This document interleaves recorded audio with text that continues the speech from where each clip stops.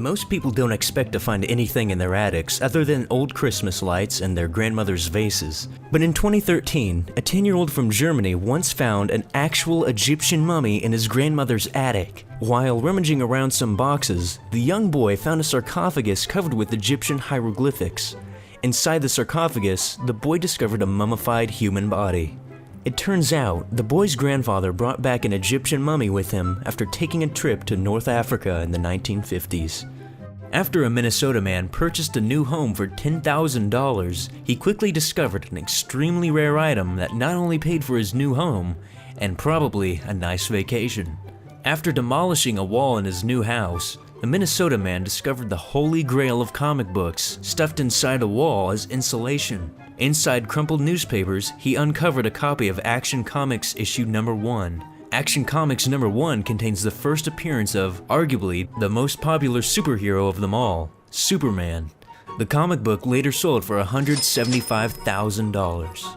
In 2013, an extremely rare and previously unknown landscape painting by the world-famous painter Vincent van Gogh was discovered in a Norwegian man's attic. The painting, now known as the Sunset at Montmajour, had spent over 100 years hidden from the public view. The painting was later sold to an art museum for an undisclosed amount. When Josh Farron of Bountiful, Utah closed the deal on his new home, he went around to explore the rooms of his new house, like any new homeowner would, and quickly discovered a secret panel leading to an attic above his garage.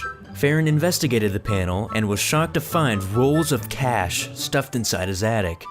In total, he discovered $45,000 worth of cash in his own attic. Farron later returned all the money found from his amazing discovery to the home's previous owners. He returned the cash to teach his sons a life lesson about honesty. A very expensive life lesson, actually. While searching his attic, one man discovered an incredibly rare figurine inside an unmarked wooden box.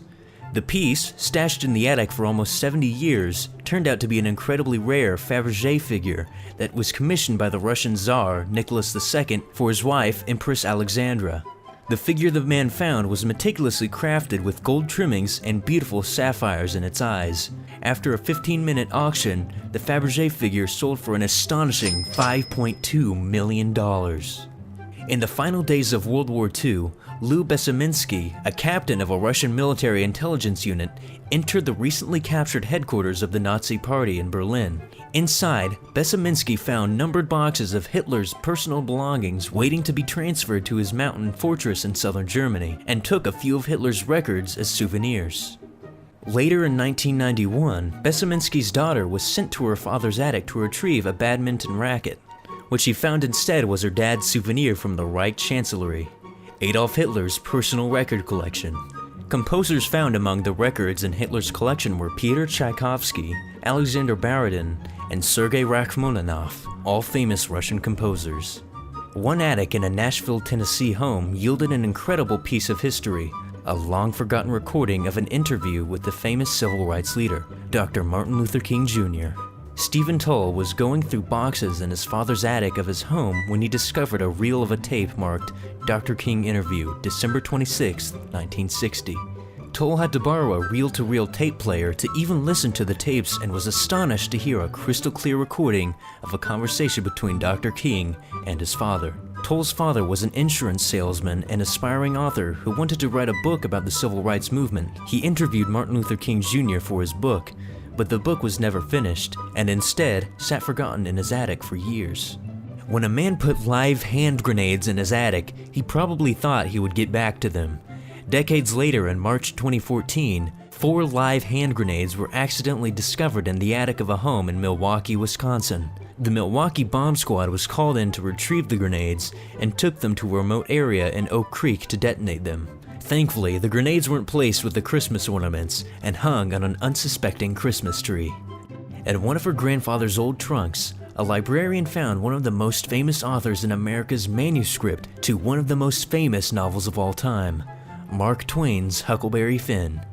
Mark Twain was famous for dictating his books rather than writing them, and the manuscript the librarian found wasn't in Twain's handwriting. But nevertheless, the manuscript was a rare, bona fide original. In London, a brother and sister climbed up into their deceased parents' attic, and instead of finding a tacky vase left behind by their grandmother, they inexplicably found a relic from the Jiangxi province in China. The vase they discovered sitting among boxes dated back to the Qing dynasty and was later valued at $70 million. How the vase made it from Imperial China to a London woman's attic will probably never be known, but the brother and sister were probably happy to accept the mysteriousness of the vase after presumably collecting a massive paycheck. If you find a subscribe button in your attic, be sure to click it, and if you want to hear my voice some more, you can go check out my channel in the description, and we'll see you all next time.